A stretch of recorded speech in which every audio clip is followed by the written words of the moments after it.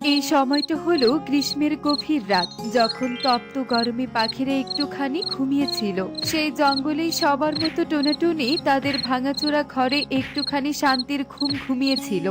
টোনা, এই টোনা, তাড়াতাড়ি ঘুম থেকে ওঠো। এই দেখো, ঘরের চালে কেমন ধুমধাম করে আম পড়ার শব্দ হচ্ছে। মনে হয় এক্ষুনি ঘর ভেঙে যাবে। আরে টুনি, তাই তো। দাঁড়াও, এক্ষুনি বাইরে যেতে হবে। আমার মনে হয় কোনো চোর এসেছে। আজ ব্যাটাকে হাতে নাতে ধরবো।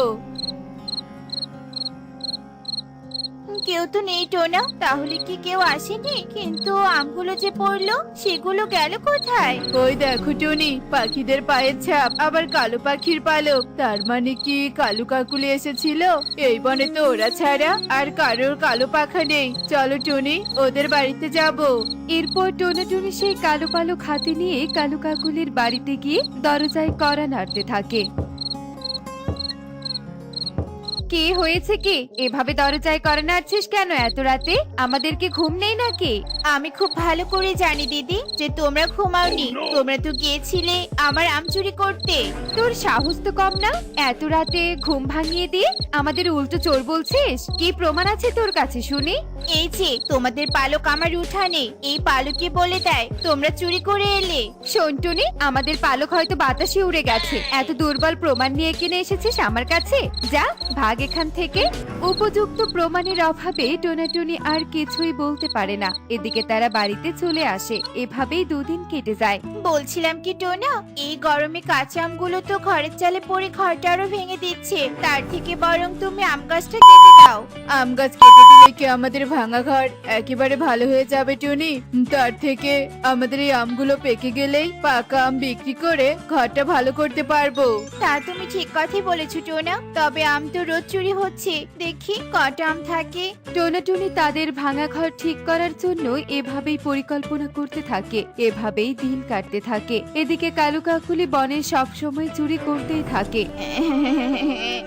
মা, তুমি আমাকে খেলনা কিনে কেন দিলে না মা? এই বনে সব পাখি জানাতে খেলনা কিনে যাচ্ছে, শুধু আমার নেই। অথচ আমরা অনেক ধনী পাখি। সবার খেলনা আছে, তাহলে ওদের খেলনা চুরি করতে পারিস না? শোন, তোর বাবা আর আমি এত হিসেব করে চলে জন্যই এত ধনী হতে পেরেছি, বুঝতে পেরেছিস? তোকেও আমাদের মতো হতে হবে। আচ্ছা ঠিক আছে মা, তাহলে আমি পারুলের গাড়িটা চুরি করে নিয়ে আসবো। কাকুলি ছেলেকে ভালো শিক্ষা দেওয়ার পরিবর্তে চুরি করার শিক্ষা দিতে থাকে। আর বাবা মায়ের কথা অনুযায়ী কনকও চুরি করত। আরে বা, টুনি মাসির ঘরের দরজায় দেখছি তালা দেয়া, তাই আমি আজ ইচ্ছে মতো আম পেড়ে নিয়ে যাব। কনক নিজের ইচ্ছে মতো টুনির কাছে আম পাড়তে থাকে। আর টুনির ভাঙা চালে কাঁচা আম পড়ায় টুনির ঘরের চাল প্রায় অর্ধেক ভেঙে যায়। যাক বাবা, এখন এগুলো বাড়িতে নিয়ে যাই। মাকে বলবো আচার বানিয়ে দিতে। কাল তো বাবা কবুতর মেশোর দোকান থেকে চিনি আর শুকনো লঙ্কা চুরি করেছে। কনক ভীষণ খুশি হয়। আর আম নিয়ে যেতেই পথে সুখী পায়রার সাথে দেখা হয়। একে কনক, তুই এত কাঁচা আম কোথায় পেলি? মানে মাসির বাড়ি থেকে নিয়ে এলাম। আমাকে যেতে দাও তো, হাতে সময় নেই। যাক বাবা। কনক তাড়াহুড়ো করে বাড়িতে চলে আসে। এদিকে টুনিও বাড়িতে এসে এমন অবস্থা দেখে ভীষণ অবাক হয়ে যায়।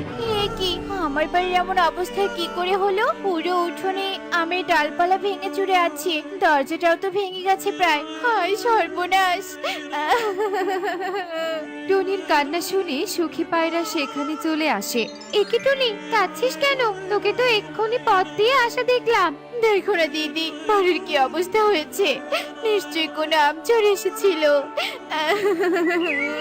শোন, পথে কি হয়েছিল? আমার মনে হয় কনকেই কাজ করেছে। চল তো গিয়ে দেখি।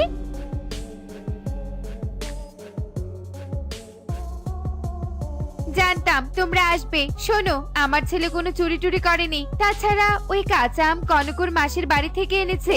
বাড়ি? আমরা তো কোনো চুরির কথা বলিনি। তার আগে উত্তর দিয়ে দিলে। আর কনকের তো কোনো মাসি নেই। মাসি নেই, এখন মাসি বানিয়েছি। আর শোন, তোরা আমাদের চোর ছাড়া ভালো কিছু বলতে পারিস না। শোন কাকুলি, আমরা ভালো করেই জানি তোরা পুরো পরিবার চোর। যেদিন প্রমাণ পাবো সেদিন তোদের রক্ষে নেই, মোরুল বাবুর কাছে নিয়ে যাব। আর তাছাড়া চুরি করা মহাপাপ, অনেক তো ছোট, ওকে তো ভালো শিক্ষা দিতে পারো। তোদের জ্ঞান দেয়া শেষ হলে এখন তোরা আসতে পারিস। কাকুলি দূর দূর করে তাদের বাড়ি থেকে তাড়িয়ে দেয়। একই পাখিরা প্রমাণের অভাবে তাদের কিছুই করতে পারে না। বনে চোরের উৎপাত দিন দিন বাড়তেই থাকে। টুনি, কাল সারা রাত তো এই বৃষ্টিতে একদম ঘুমাতেই পারিনি। ঘরের চালের ফুটো দিয়ে সারা রাত পানি পড়েছে। এবার তো ঘর ঠিক করতে হবে টুনি। হ্যাঁ টোনা, আম বিক্রি করলেও তো তেমন টাকা পাবো না। তার থেকে ভালো চলো মোরল বাবুর কাছে টাকা ধার নিয়ে আসি, পরে না হয় টাকা শোধ করে দিব। টনির কথায় টোনা রাজি হয়ে যায়। এরপর তারা মোরল বাবুর বাড়িতে যাওয়ার উদ্দেশ্যে রওনা দেয়।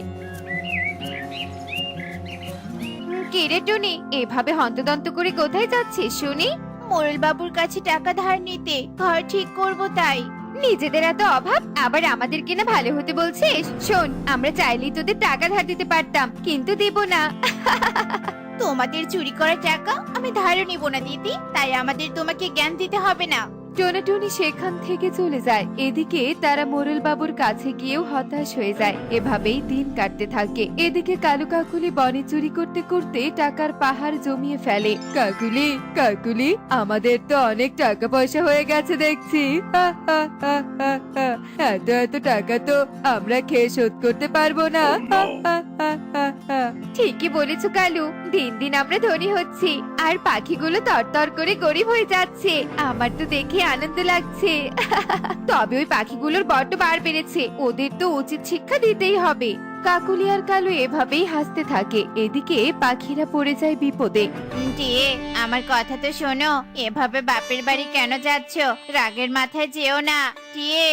না, তোমার কোনো কথাই আমি শুনবো না। তোমার বাড়িতে এত অভাবের সাথে আমি আর থাকতে চাই না। কি হয়েছে টিয়ে দিদি, তুমি এভাবে রাগ করে কোথায় যাচ্ছ শুনি? আর তোতা দাদা, এভাবে হাত জোর করছো কেন? আর বলিস না টনি, রোজ রোজ দোকানের জিনিসপত্র চুরি হয়ে যাচ্ছে। আমি তো কেনা বেচা কিছুই করতে পারছি না। এভাবে তো অভাবের সংসারে আরো অভাব বাড়ছে। এখন টিয়ে নাকি আর থাকবে না। শান্ত হও টিয়ে দিদি, তুমি শান্ত হও। এখানে তো তোতা দাদার কোনো দোষ নেই। পুরো বনে কেউ চুরি করছে, কিন্তু আমরা চোর ধরতে পারছি না। এটা আমাদের ব্যর্থতা। তুই ঠিক বলেছিস টনি, এই চোরকে ধরতেই হবে।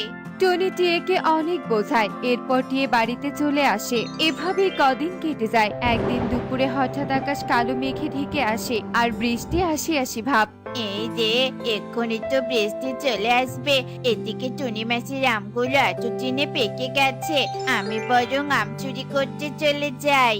এরপর কনক আম চুরি করতে চলে যায়। এদিকে হঠাৎ বৃষ্টি শুরু হয়। কালু, এই কালু, এদিকে তো বৃষ্টি শুরু হলো। কনক বাড়িতে নেই, নিশ্চয়ই টুনির বাড়িতে গেছে আম চুরি করতে। চলো, এই বৃষ্টিতে ওকে বাড়িতে আনতে হবে।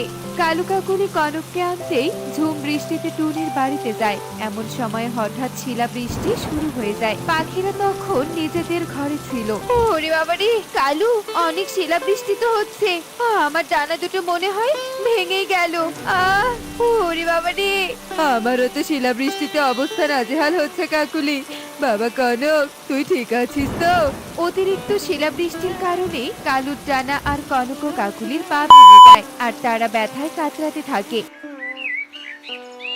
এদিকে বৃষ্টি থেমে গেলে পাখিরা তাদের কাছে আসে। তোমরা এসেছো, আমাদের হাসপাতালে নিয়ে যাও। আমরা কোনোদিন আর চুরি করতে আসবো না, এই কান ধরছি। কেন কাকুলি দিদি, খুব তো বলতে তোমরা চুরি করো না। এখন দেখলে তো প্রকৃতি আজকে প্রমাণ দিয়ে দিল।